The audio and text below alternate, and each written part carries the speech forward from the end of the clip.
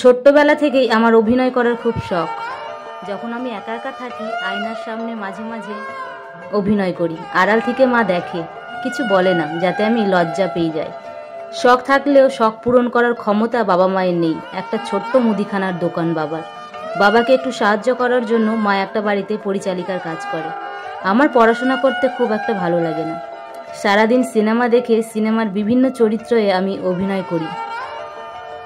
আমি উচ্চ মাধ্যমিক পাশ করি, তারপরে আর কলেজে ভর্তি হওয়া হয়নি। আমাদের ডিস্ট্রিক্টে অডিশন চলছিল একটি সিনেমার অভিনেত্রীর জন্য। একটি পেপারে দেখতে পাই। সবার অজান্তে বাবা মাকে মিথ্যে বলে অডিশন দিতে চলে যায়। কিছুদিন পর বাবার ফোনে ফোন আসে, আমি সিলেক্টেড। বাবা বাড়ি এসেই মাকে বকতে শুরু করলো। বলল, মেয়ে কোথায় যাচ্ছে না যাচ্ছে খেয়াল করতে পারো না, সারা দিন করোটা কি?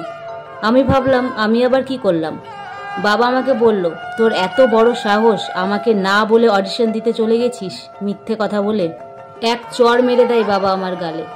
আমি কিছু বললাম না, গালে হাত দিয়ে চুপ করে বসে থাকলাম। বাবা ঘরে চলে গেল।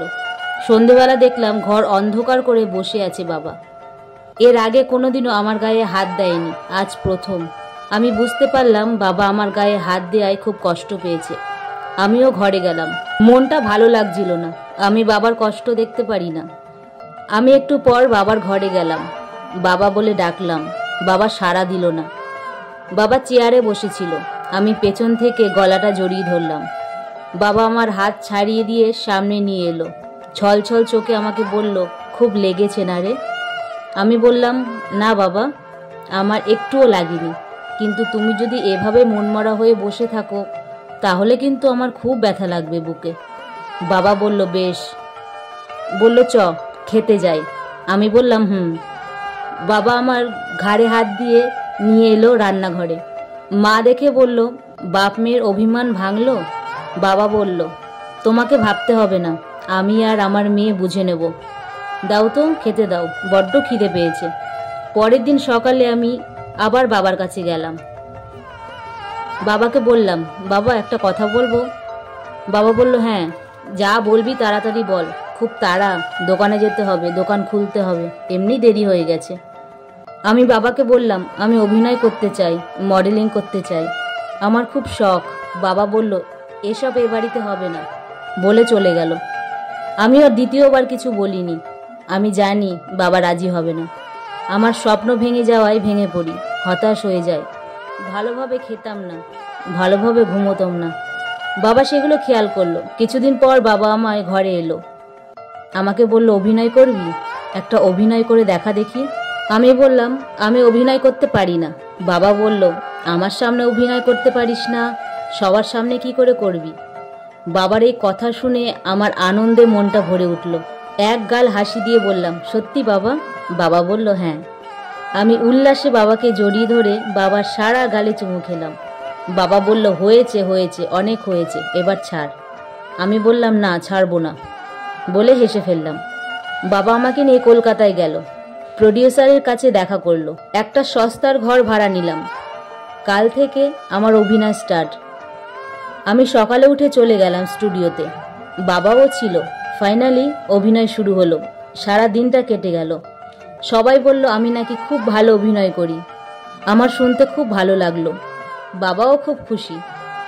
বাবা 10 দিন মতো ছিল, তারপরে চলে এলো। আমার কাজ শুরু হলো।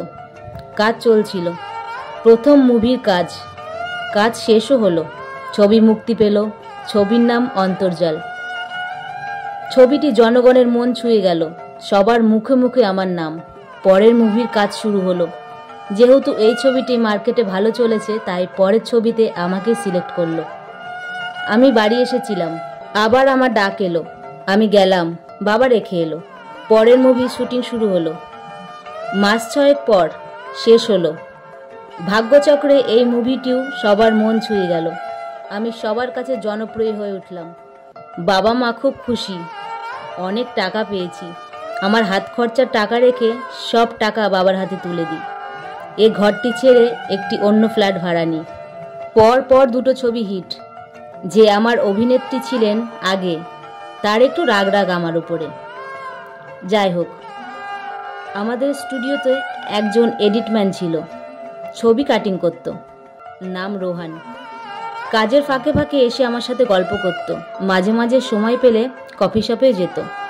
মেসেজ, ফোন কল, দেখা, খাওয়া দাওয়া, ভালো বন্ধুত্ব হয়ে উঠল। ভালো লাগা থেকে তারপর ভালোবাসা। আমার মডেলিং শুরু হলো। এভাবেই চলতে থাকলো। বাবা মা আগের থেকে ভালো আছে। আমায় নিয়ে পাড়ার সবার কাছে গর্ব করে। আমার আর রোহানের বন্ধুত্বটা আরও ভালো হয়ে গেল, ঘনিষ্ঠ হলো। মাঝে মাঝে আমরা ফ্ল্যাটে দেখা করতে আসতো। বেশ ভালোই কাটছিল। আমার মডেলিং, সিনেমা নিয়ে ব্যস্ত থাকলাম, সাথে রোহানের বন্ধুত্ব। একদিন সকালে উঠে দেখি আমার ফোনে কিছু ছবি এসেছে। ছবিগুলো দেখে আমার শ্বাস পড়া বন্ধ হয়ে গেল। হাত পা কাঁপছিল। আমার আর রোহানের ঘনিষ্ঠ হবার ভিডিও ক্লিপ, কিছু অর্ধবস্ত্র ছবি। এই নাম্বারটি রোহানের নয়, কিন্তু রোহান ছাড়া এই ভিডিও কারো পক্ষে তোলা সম্ভব ছিল না। আমি ভেঙে পড়ি। রোহান আমায় ঠকিয়েছে। এটা কেন করলো রোহান? একটু বাদে ফোন এলো রোহানের। আমি ধরলাম। রোহান বলল দেখা করতে। ফোন কেটে দিল। লোকেশন পাঠিয়ে দিল কোথায় দেখা করব।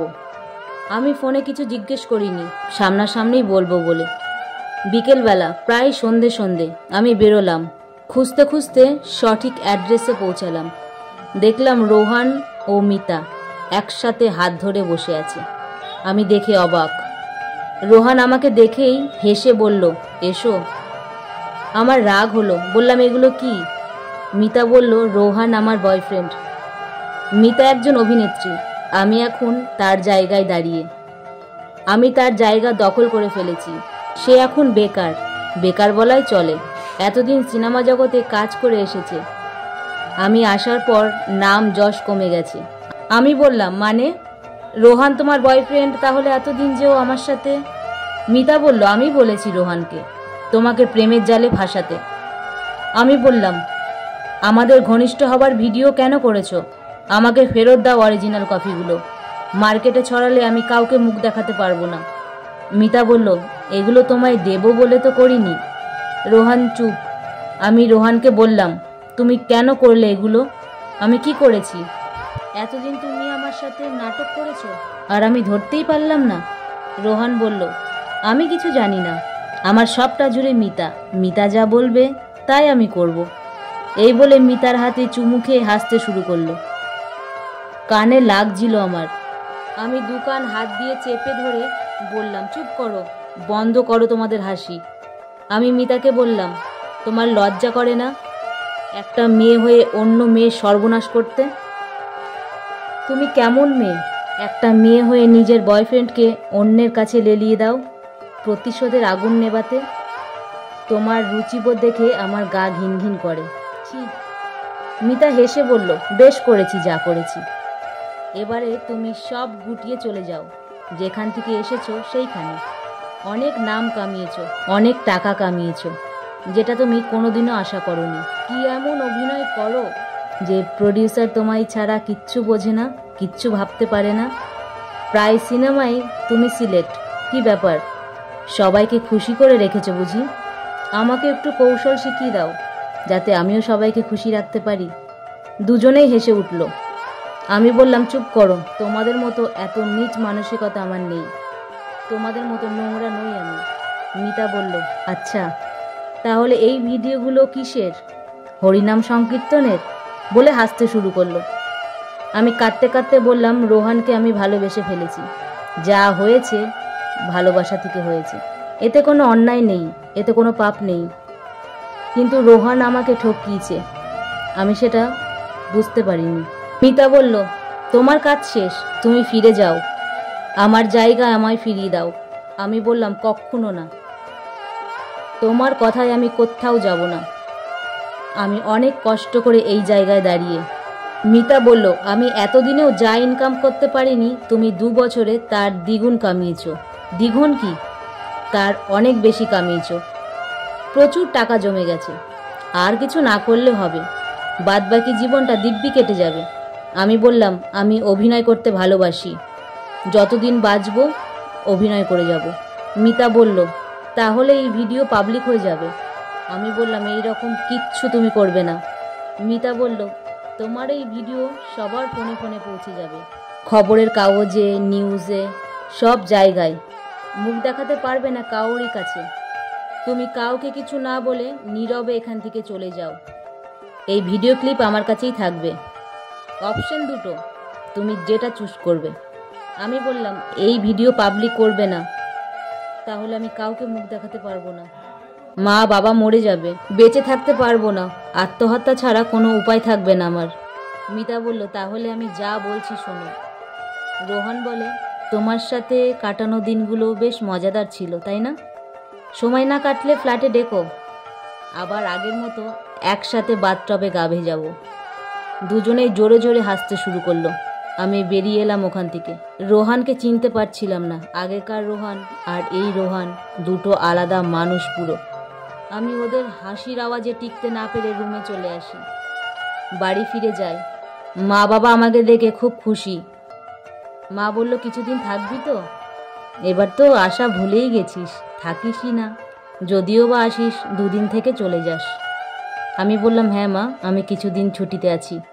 মা সুন্দর সুন্দর আমার পছন্দের খাবারগুলো বানালো, খেতে দিল। খাওয়া ঢুকছিল না। মা বলল, শরীর খারাপ নাকি? এসে থেকেই দেখছি ঝিমোচ্ছিস। আমার নীরব থাকা ছাড়া কোনো উপায় ছিল না। বললাম, না না, ঠিক আছি মা। মাকে ঠিক আছি বললেও সত্যিই কি আমি ঠিক?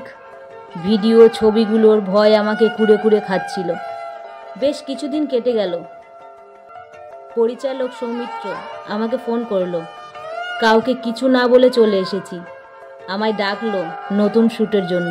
আমি বললাম, বাবার শরীরটা খুব খারাপ, কোনো মতেই যেতে পারবো না। সৌমিত্রবাবু পুরনো অভিনেত্রী মিতাকে দিয়ে শ্যুট করালো। কেটে গেল 2 বছর। সৌমিত্রবাবু অনেকবার ফোন করেছিল। নানা কারণে আমি জানিয়ে দিই যে আমি যেতে পারবো না। মিতা নতুন করে আবার জনপ্রিয় হয়ে উঠল। রাস্তার মোড়ে, শহরে, বড় বড় জায়গায় বড় বড় পোস্টার, মিতার ছবি পোস্টার, সব এক নিমিষেই পাল্টে গেল। মিতার জয়গান সবার মুখে মুখে। আমি কলকাতায় না ফেরায় বাবা মা দুশ্চিন্তা করছিল। বাবা জিজ্ঞেস করেছিল, কাজের জায়গায় কিছু হয়েছে? আমি না বলি এখন একটু কাজের চাপ কম। বাবা এত বোঝে না, এটাই সত্যি ভেবেছিল। কিছুদিন পর খবরের কাগজে বেরোলো, ড্রাগ পাচারে ধরা পড়ল মিতা। সে নাকি ড্রাগ পাচার করতে ধরা পড়েছে, এখন জেলে আছে, পুলিশ অ্যারেস্ট করেছে। খবরে শুধু মিতার কথা, সবার মুখে মুখে মিতার নাম। এটা আমি করিয়েছি। মিতার ব্যাগে ড্রাগ আমি রেখেছি। আমি ভেঙে পড়ার মেয়ে না। কিছুদিন ভেঙে পড়লেও আবার মাথা চাড়া দিয়ে দাঁড়াই। আমি ভেঙে পড়ি না।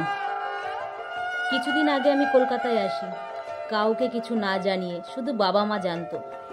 নানা জায়গায় খোঁজ চালাই, তদন্ত করি, জানতে পারি রোহান গোপনে ড্রাগ পাচার করে। আমি সমস্ত প্রমাণ জোগাড় করে লোক ফিট করি, নজর রাখি, ভিডিও করে এনে দেয় সেই লোক। আমি রোহানকে ডেকে পাঠাই, ভিডিও দেখাই, পুলিশের হুমকি দিই।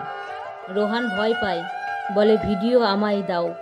আমি বললাম, তুমি যখন আমার ভালোবাসার সুযোগ নিয়ে গোপন তথ্য মিতার হাতে তুলে দিয়েছিলে, আমিও তো চেয়েছিলাম, দিয়েছিলে। রোহানকে বলি, আমার ভিডিওর অরিজিনাল কপি আমাকে ফেরত দাও, আমিও তোমার ভিডিওগুলো দিয়ে দেবো, পুলিশকে কিচ্ছু জানাবো না। রোহান বলল, ওটা আমার কাছে নেই, মিতার কাছে আছে।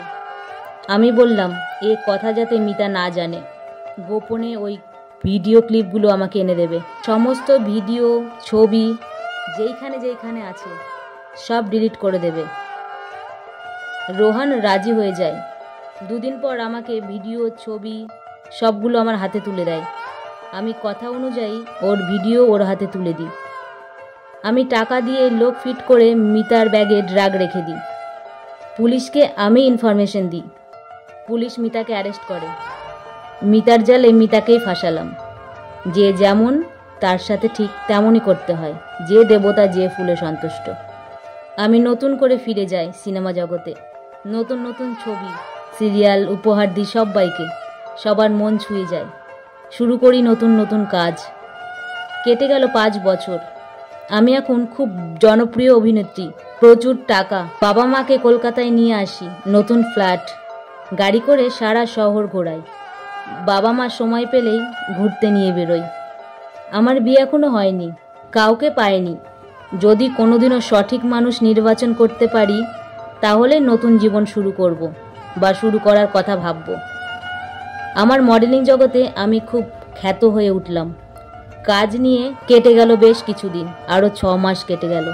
সৌমিত্রবাবু আমায় একদিন ডেকে পাঠালো, বলল তার ছেলেকে যেন আমি বিয়ে করি। আমি বললাম, আমি আপনার ছেলের সাথে খুব একটা পরিচিত নই, আমি একটু ভাবি, আমাকে একটু ভাবতে দিন, আমি আপনাকে পরে জানাবো। সৌমিত্রবাবু খুব ভালো মনের মানুষ, বললেন হ্যাঁ হ্যাঁ অবশ্যই। সৌমিত্রবাবুর ছেলে কৌশিক আমাকে আগেই দেখেছে, সে রাজি। আমি ভাবলাম কি হবে এত ভাবনা চিন্তা করে। আগে তো বহুদিন রোহানের সাথে মিশেছি, জানতে কি পেরেছি তার চরিত্র। যা হবে দেখা যাবে। দেখাশোনা করেই বিয়ে ঠিক হলো। 25শে ফাল্গুন আমার বিয়ে। আপনাদের সবার নেমন্ত্রণ রইল, সবাইকে আসতেই হবে। কি আসবেন তো?